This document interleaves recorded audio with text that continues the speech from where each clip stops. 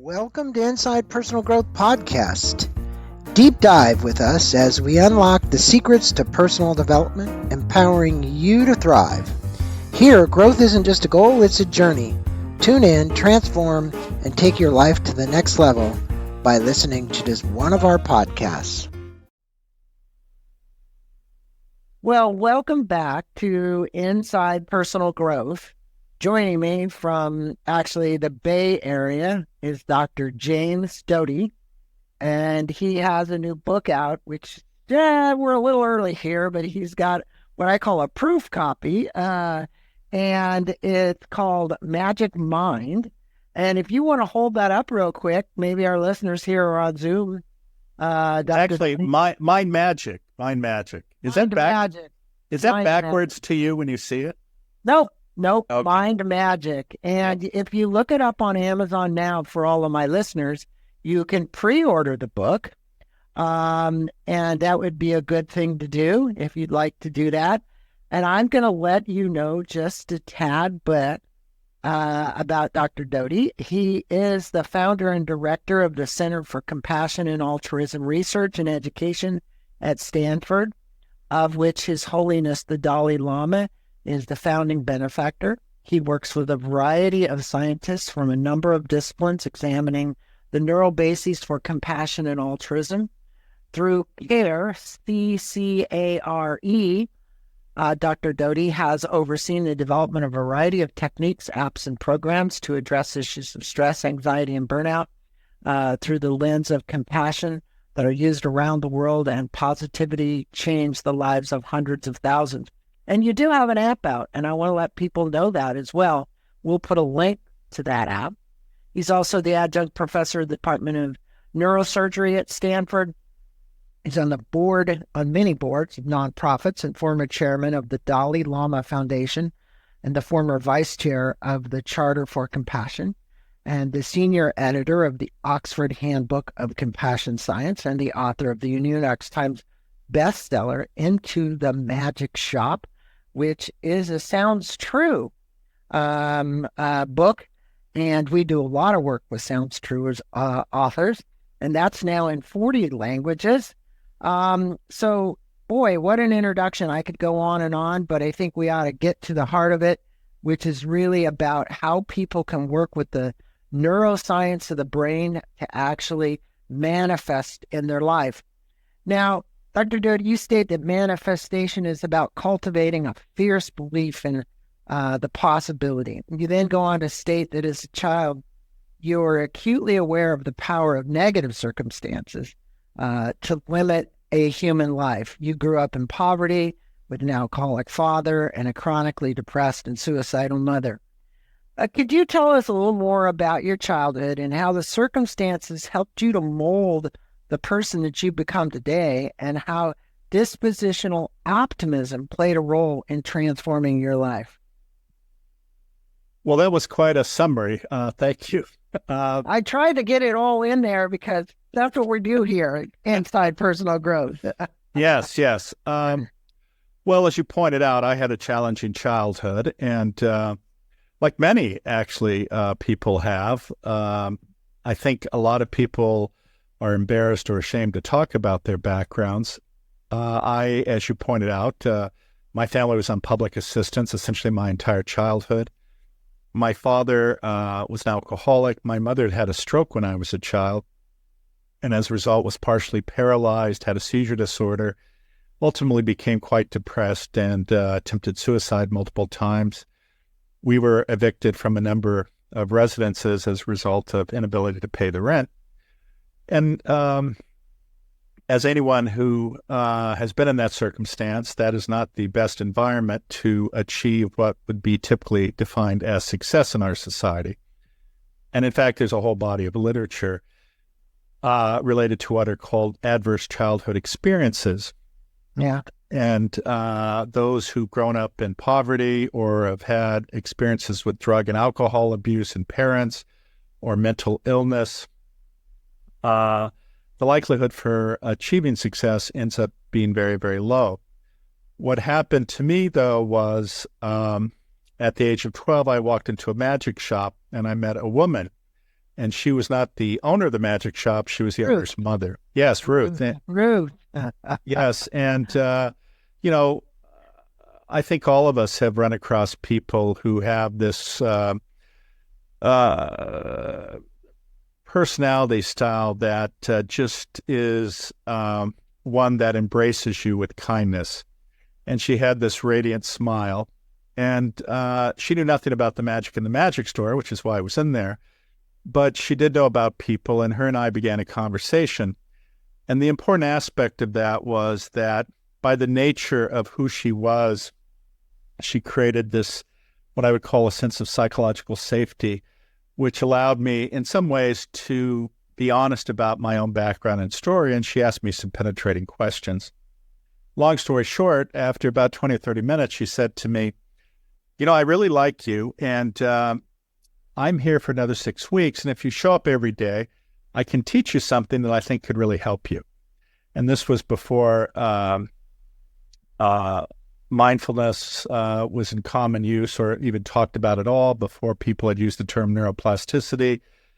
And also, while I think the term manifestation had been used, at least in the context of woo-woo pseudoscience, certainly in the realm of neuroscience, it was not studied or discussed or understood.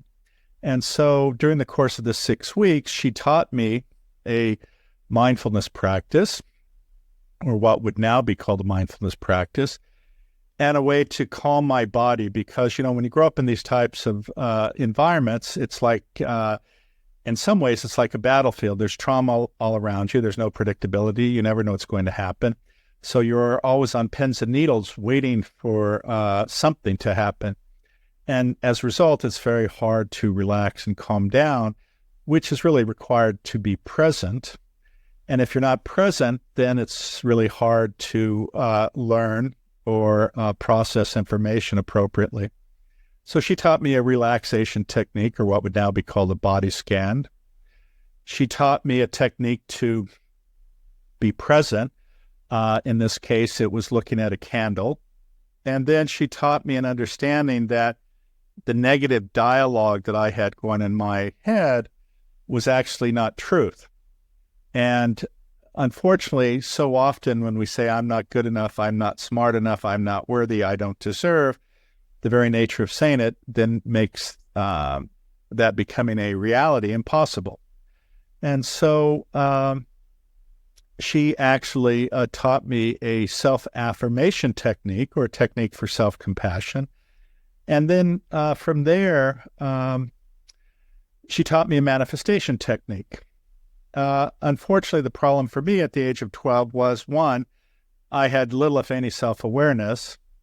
And two, I fell into the same trap that I think many people fall into in regard to sort of the woo-woo pseudoscience side of manifestation, or also what society actually has promoted, which is this selfish attitude about I want, I want, I want. And so when she taught me this technique and I was 12, I put things on this list like, I want to be a millionaire, I want to live in a mansion, I want to have a Rolex watch, I want to have a Porsche. And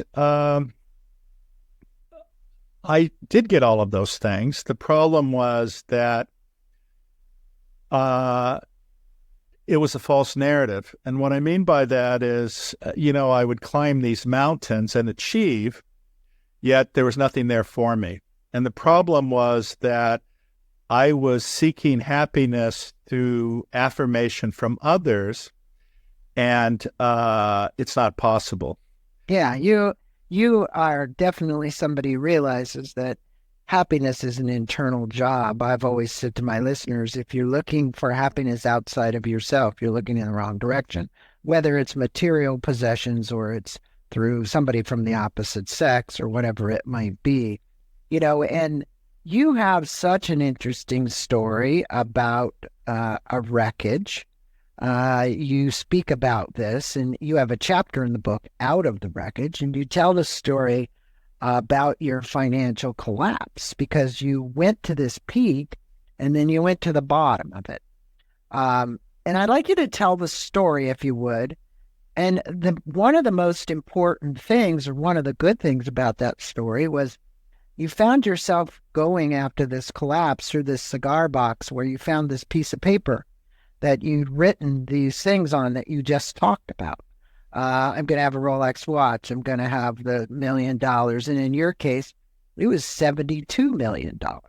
But you went through the dot-com bust and you lost all of this. And also speak, if you would, because I think this relates to the listeners, about the practice you've created for readers, because in every one of these chapters at the end, there's a practice. And I think that's really important because everybody goes through a chapter here. You're going to realize at the end of the chapter, there's a learning lesson, right? And these are coming directly from somebody who's experienced them.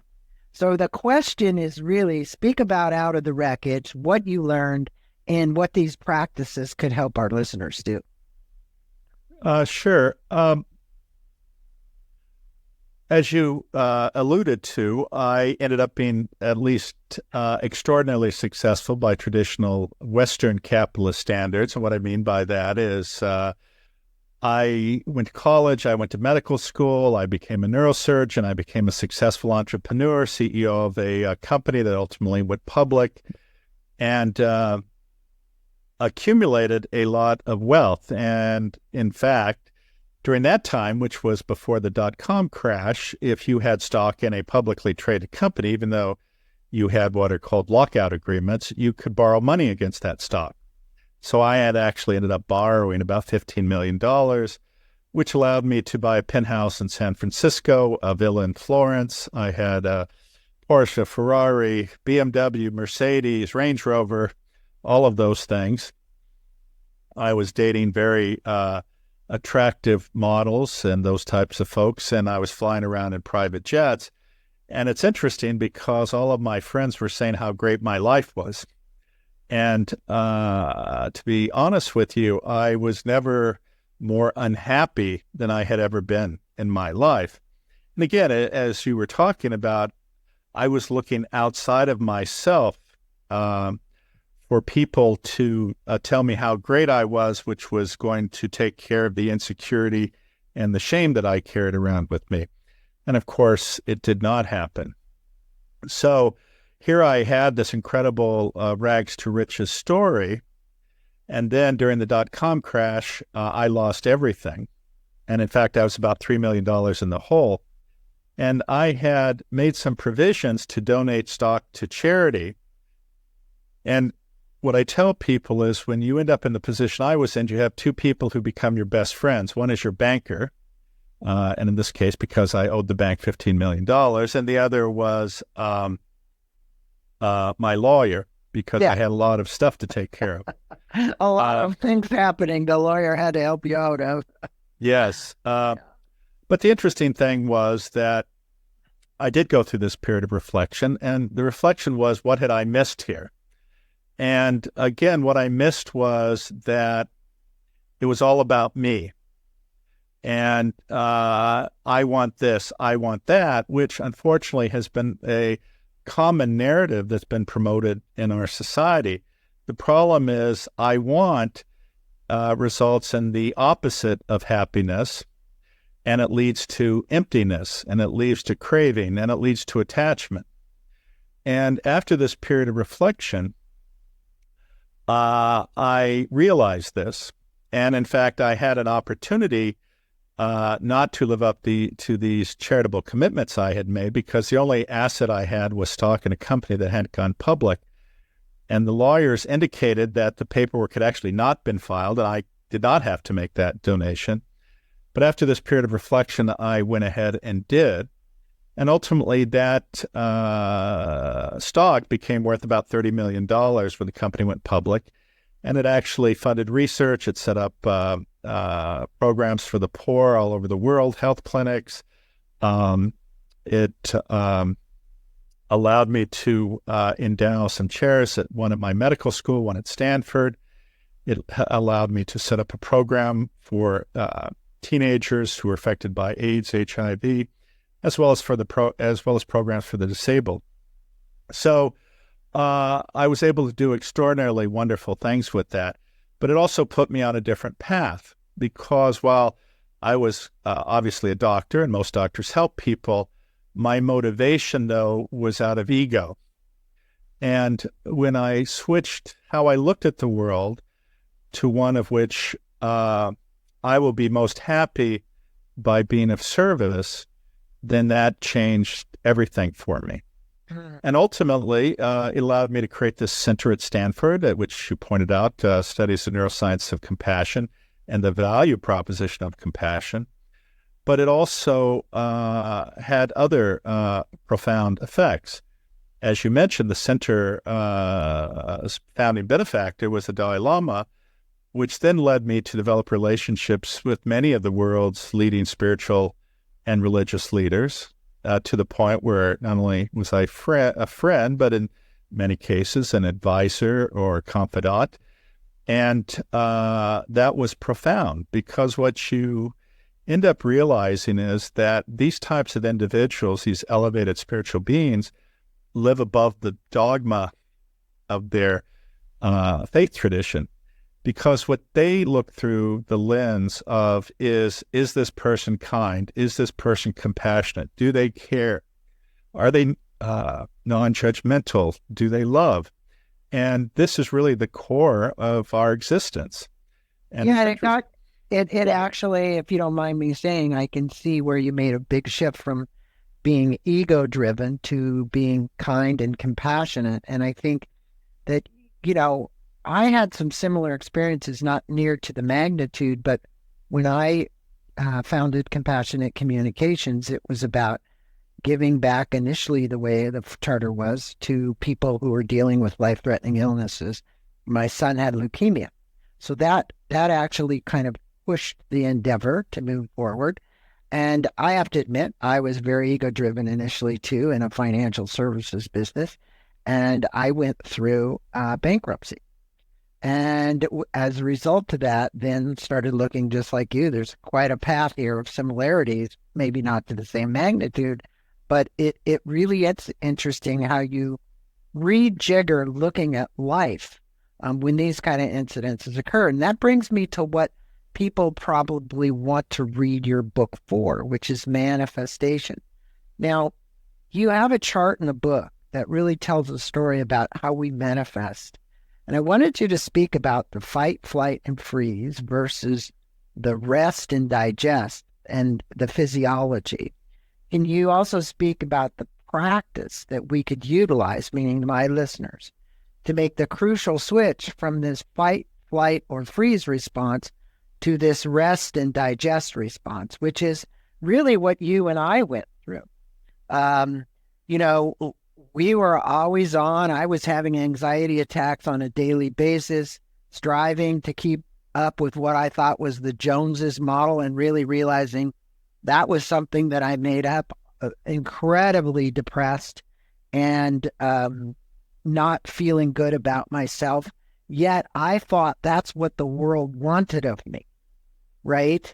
And I think in even a neurosurgeon or a doctor or somebody who's excelling, I find many times as I speak to you, lots of times families from certain regions of this country, whether they're Asian or they're Indian, are trying to make their children want to go to a career that's going to be looked at as, hey, the world loves you because you're a doctor or you're a scientist or you're a computer engineer. You get that, right?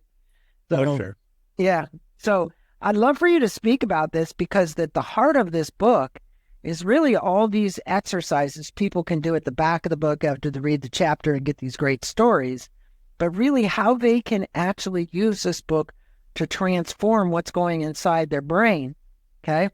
And work with their subconscious and work with the various parts of the brain. And you really do a great job of explaining, and I just want to let my listeners know it's a wonderful book for that. Well, thank you.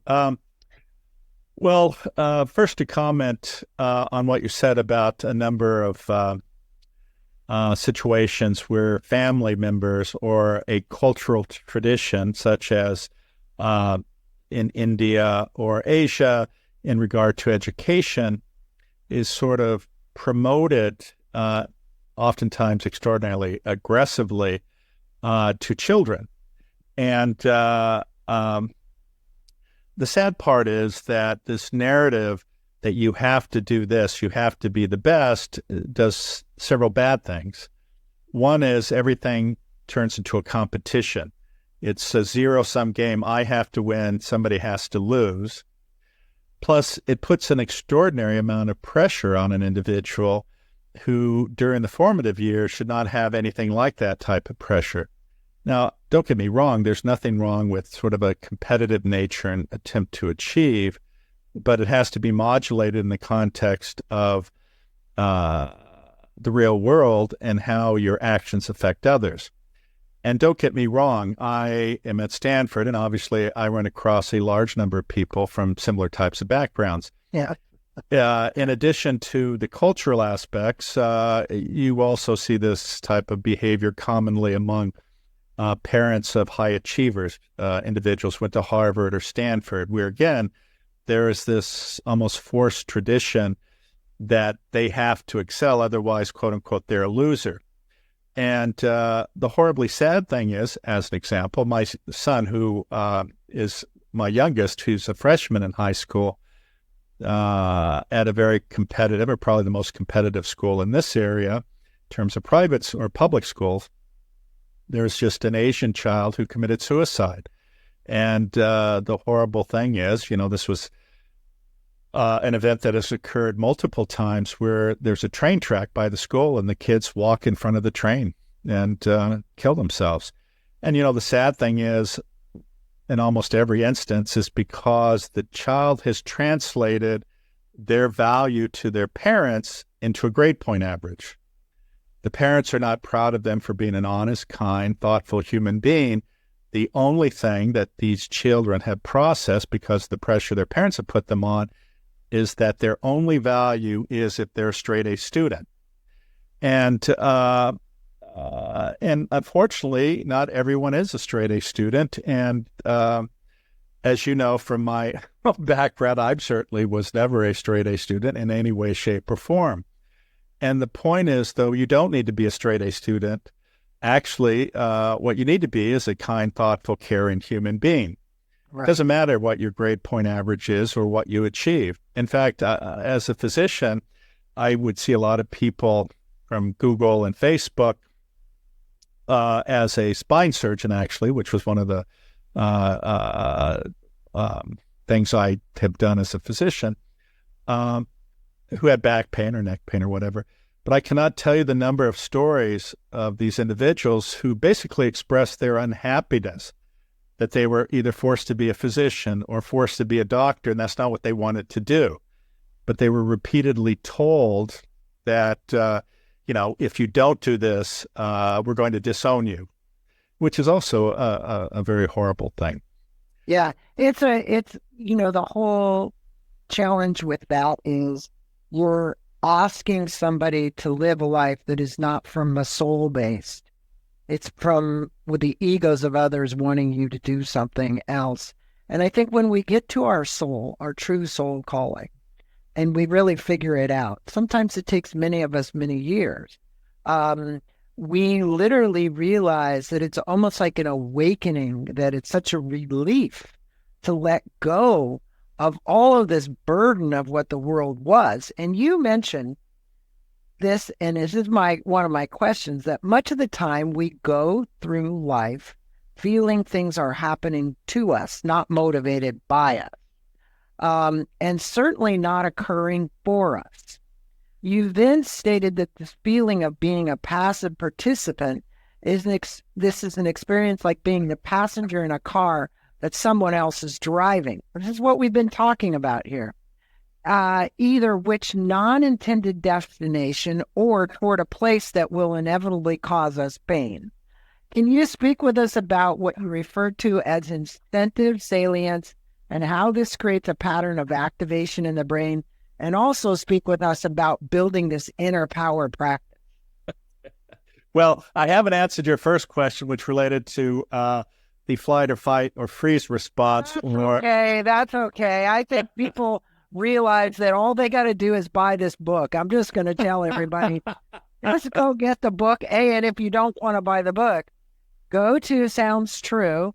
Tammy Simon is wonderful. And buy the audio book that you did, Magic Shop. You're literally going to get, I think, kind of the same thing that Dr. Doty is speaking about here. But I think this question really went right in line with what you and I were talking about. So I was like, okay, I'm going to sing this one in there right now. Well, I think one of the points or important points is the difference between what people think they want and what they need. And this gets back to you're talking about being a passenger in a car that's not being driven by you. We have a narrative that we think is going to make us happy, but the reality is that, and the way we evolved as a species, is that we're one of the species where our offspring don't swim away or run off into the forest or the jungle. Our offspring have to be cared for. And the reason that's important is because that is the basis for how our species interacts with the world. And what I mean by that is that if we did not care for our offspring, which requires an immense amount of time and resources, obviously they would die. But why would we do that? And the reason we do that is that we are rewarded when we do that. And we are rewarded by neurotransmitters being released in our brain, which stimulate our reward and pleasure centers. And of course, one that many people are aware of is oxytocin, the bonding, love, connection hormone. And you see, so when our reward and pleasure centers...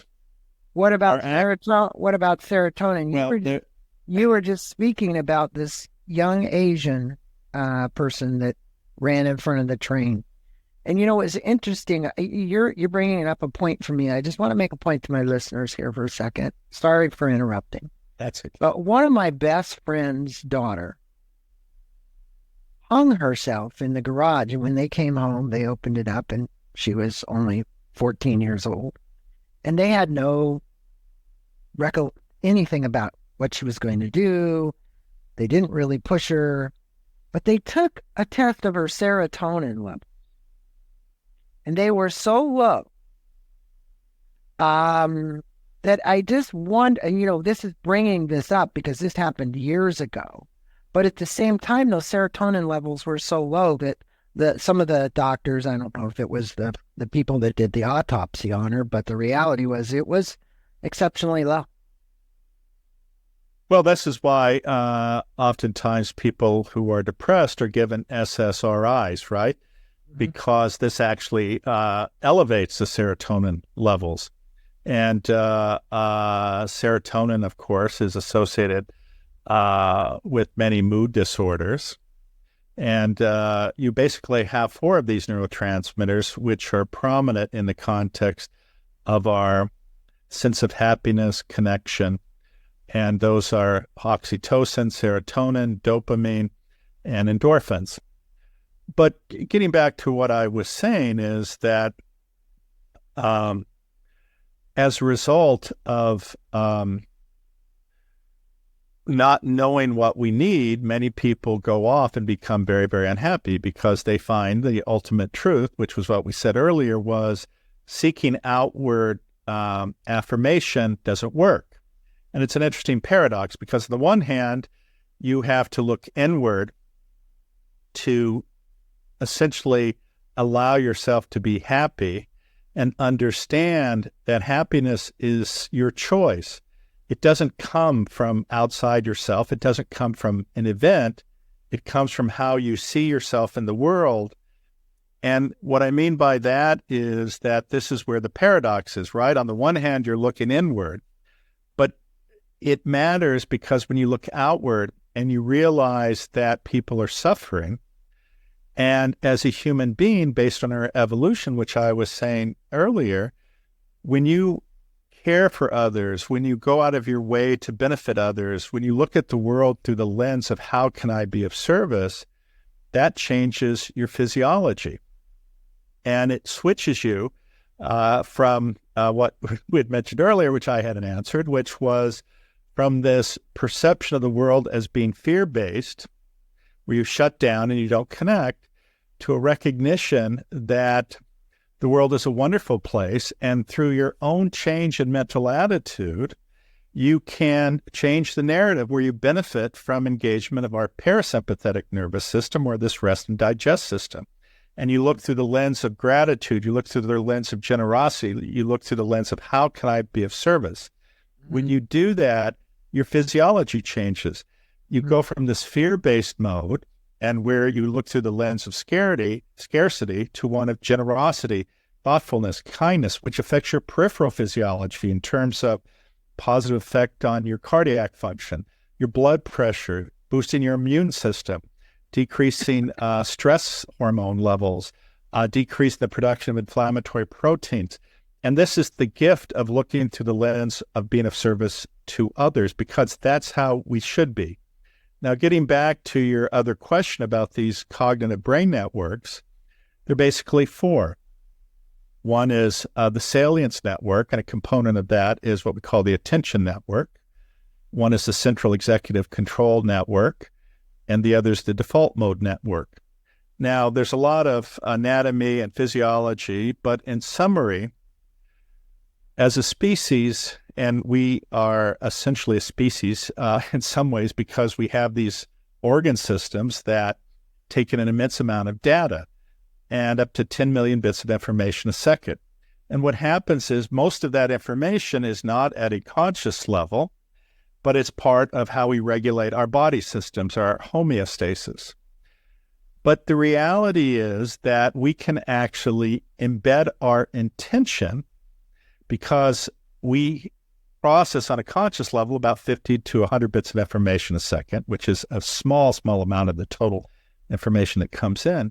But through practices that I outline in the book, we can actually embed them into our salience network, which then results in our subconscious attending to what that intention is, which then affects the other networks, which then, and I use the analogy of a bloodhound, if you will, which then puts the bloodhound on the search for us manifesting our attention. And as an example, I'm sure you've been to a party where it's very noisy, but you'll hear your name mentioned, and you immediately turn. Even though there's all this noise, you are attuned to your name because it's so deeply embedded with you. So when you're able to embed your attention, as an example, and this happened to me a few weeks ago, there was a project I was working on. I was thinking about how I wanted it to manifest. And I was at a coffee shop, and 2 tables over, and there's, again, a lot of noise going around. I actually hear these 2 individuals talking about exactly what I'm trying to do, which then led me to end up being in a conversation with them, and now we're working together on this project. And so my point is that there's so much information going around, but we as a species ignore almost all of it until it becomes salient to us. And this is the power of this program that I outlined to you. As a neurosurgeon, as an example, I'll tell somebody they have a condition, and they'll go, "Oh my God, I've never heard of that before." And then I'll see them 6 weeks or 2 months later go, "It's the most amazing thing. I've run into 6 people who have the same thing."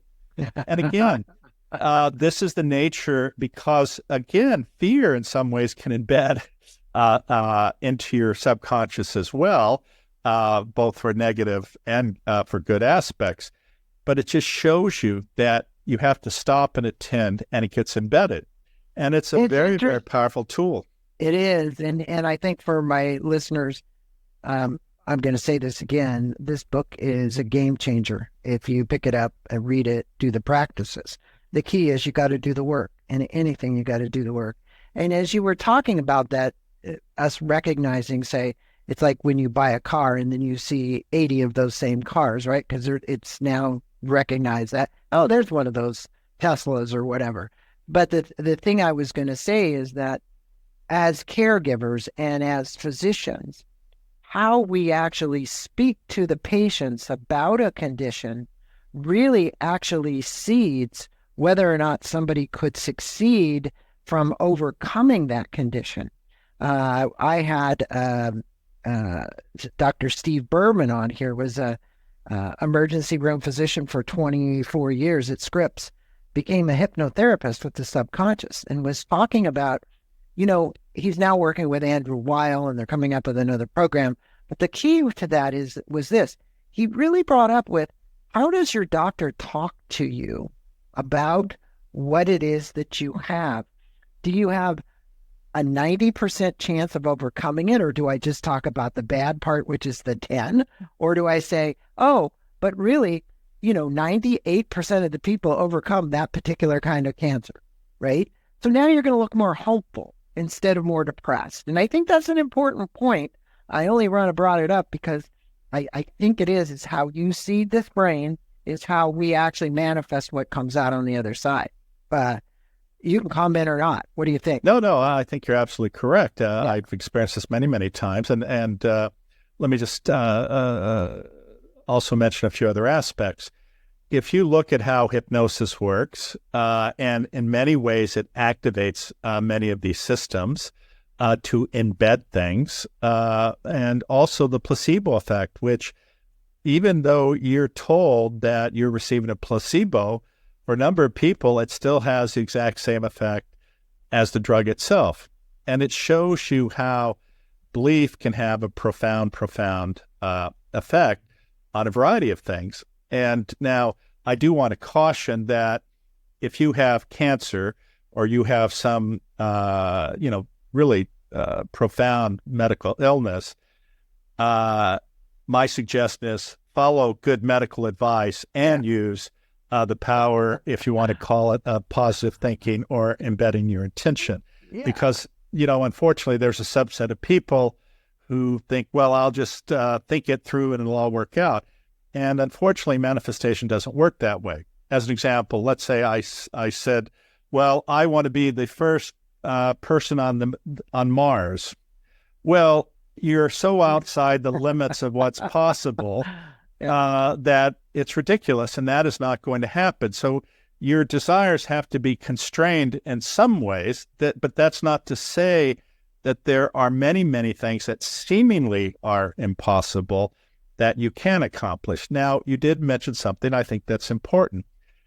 Your mental attitude can have a huge impact on your immune system and a variety of other aspects of your health that can have a profound positive effect against illnesses that are impacting your health.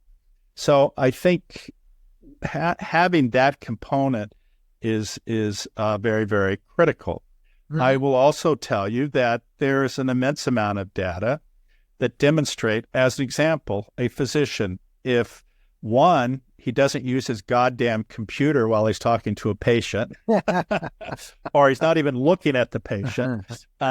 If the physician interacts with the patient, if the physician leans in toward the patient, if the physician touches the patient, if the physician appears to actually be caring and not rushed, every one of those actions has a positive aspect on decreasing the stress and anxiety, or stimulating the flight, fight, or freeze response, which then actually allows people to go into that situation or understand, what for many people can be an anxiety-provoking situation, with a calmness about them and a belief that they're going to be okay. And this belief in that you're going to be okay, what does it do? It decreases the release of stress hormones. It decreases the stress on your heart. It decreases your blood pressure. Study after study shows that when you do this type of interaction with the patient before a hospital admission or surgery, they stay in the hospital a shorter period of time. They use less anesthesia. They use less pain medication. Their readmission rate is lower. Every one of these things, by affirming the positive aspect and creating a narrative of positivity, or you could even say optimal disposition, then that in some ways liberates you and allows you to be your best self. Well, I'm glad we spoke about this, regardless of the nature of the book, because it's important, and my listeners like hearing these kind of things and actually setting up situations with your physician to actually make this happen. And I would say focus more on the positive and less on the negative. Focus on the good things that are going on in your life and less on the negative things that are going on. And that brings me to this, because I just did an interview with another physician, and the book is called Open. And it's really about the experiences we have and the distractions we have in life. And one of the things was we know that microdosing little small bits of LSD and all these various drugs today are happening more and more and more. And I say microdose smalling. And here's where my question's going. When you were a kid, you had some out-of-body experiences. You actually read Carlos Castaneda and Edgar Cayce and a bunch of other people. And the reason I know this is because I'm very close to this kind of work myself. And you mentioned that the experiences that you're having is known as, like, you say, I don't know, you used hypnagogic hallucination? Hypnagogic. Okay, hypnagogic. Sorry. You state that today you understand this experience is the key to your entire practice of manifesting because you are working with the amygdala region of the brain. I want to know, for people who are going to just do somatic breathing, who can actually obtain the same states of altered consciousness, if you would be somebody who would advise microdosing or not, or going the somatic breathing route or going any breathing route to actually alter the states of consciousness and actually our brain waves, our neuroscience, what's going on.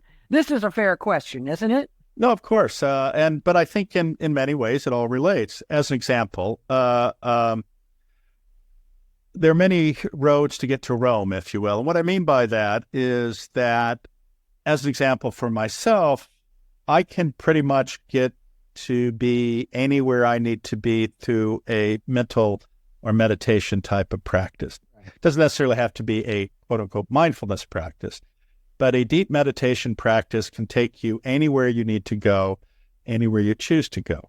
That being said, there are other techniques such as somatic breathing or holotropic breath work that can also create that type of a situation. And the use of psychedelics can, for many people, be extraordinarily beneficial.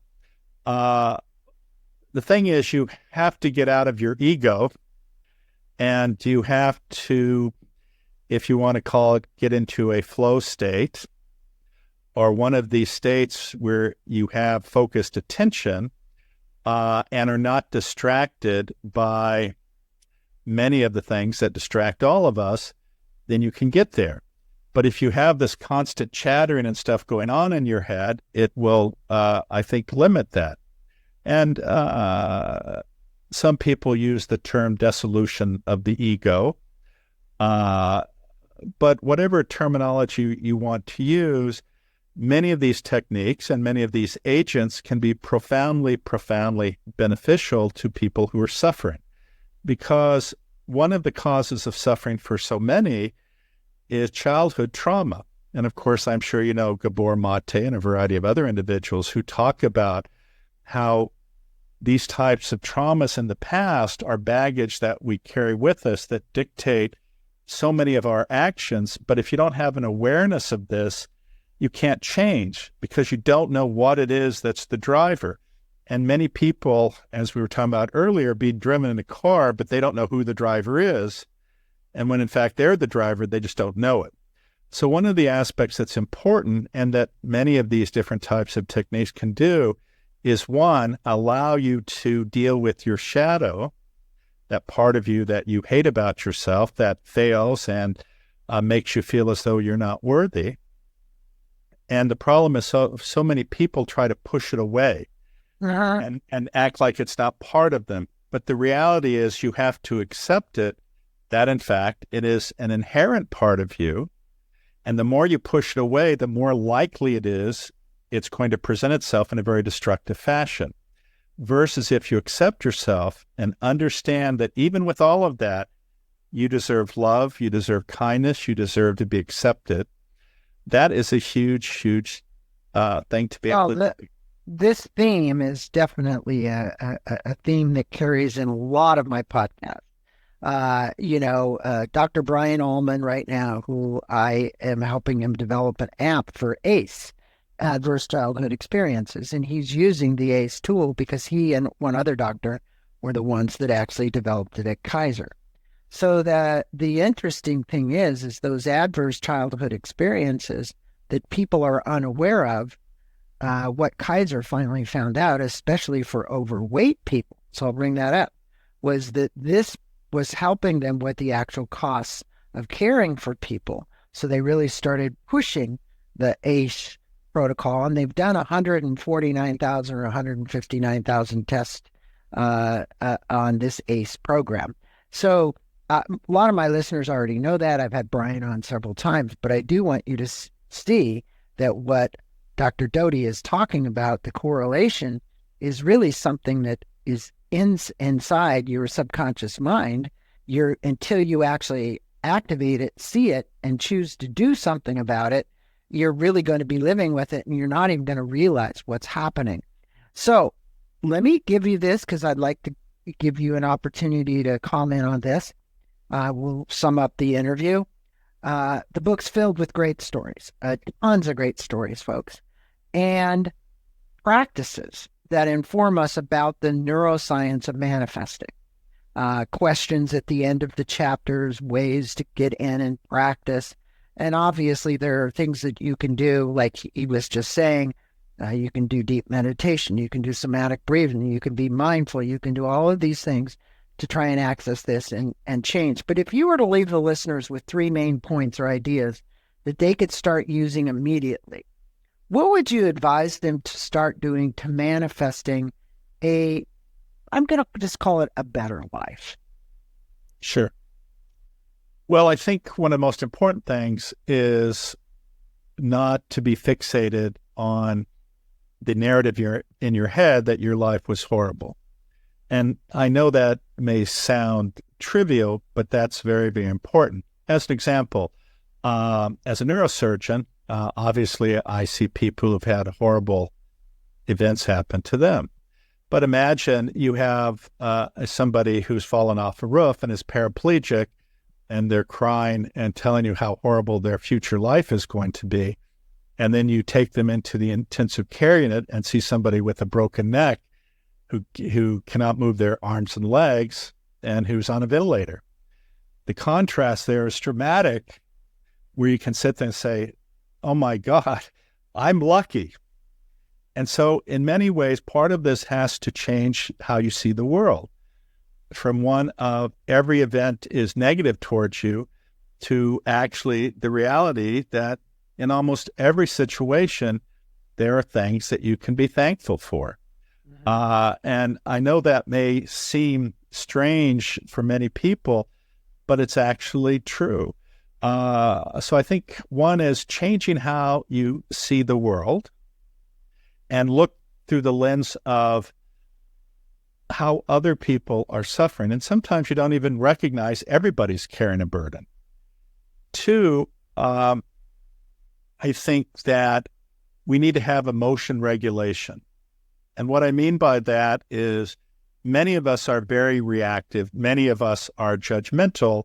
And unfortunately, we're talking about our amygdala. We have a tendency to grab onto things that we feel are a threat. And then that leads to a whole narrative of how we respond. And in some ways, we have a fast and a slow response system. The fast response system is to keep us alive, which was developed over millennia because there was a lot of threat in our environment, big animals or other things that we couldn't control. So we had to be able to bypass any thought to do an action that would save our lives, run away, climb a tree, etc. We have a whole system that reacts very quickly. But the problem is that type of reactivity in the modern world can be very, very negative. So there's something that Viktor Frankl is attributed, although he actually never said it, but that's this quote of his, or this quote that's attributed to him, that says between stimulus and response, there's a pause, and I'm paraphrasing, but within that pause lies our freedom. And I think this idea of controlling your emotions before you react is very, very important. Yeah, yeah. And I think really this idea of actually positive affirmations or being kind to yourself. I did a podcast with Shauna Shapiro, who wrote a book called Good Morning, I Love You, which is this idea about being kind to yourself. And then I think the other very important aspect is actually doing activities or practices that give you access to your subconscious to actually implement some of the things that we're talking about that will then put you in a position where you have the tools to change your life in a positive way.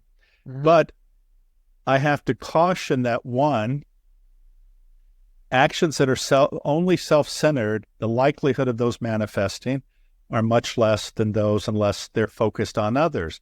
But the reality is when you focus on others, many times you get all the other things you wanted. Two, that manifestation, as you pointed out earlier, isn't simple. As some people say, God only helps those who help themselves. There is work involved. Three, manifestation works on its own timeline. It doesn't work on your timeline. And so, you may sit there and go, I need this by this date, but sometimes it's just not possible. And you have to not be attached to the outcome. Right. You do the work and hopefully it manifests. That's a good Buddhist philosophy. And I've always said that. Well, I haven't always said it. Once I got involved in this work, I said it. I went back and got a master's degree in spiritual psychology, and it changed my life. But I would say that for people that are out listening right now and have made it this far through the podcast, please go get a copy of this book.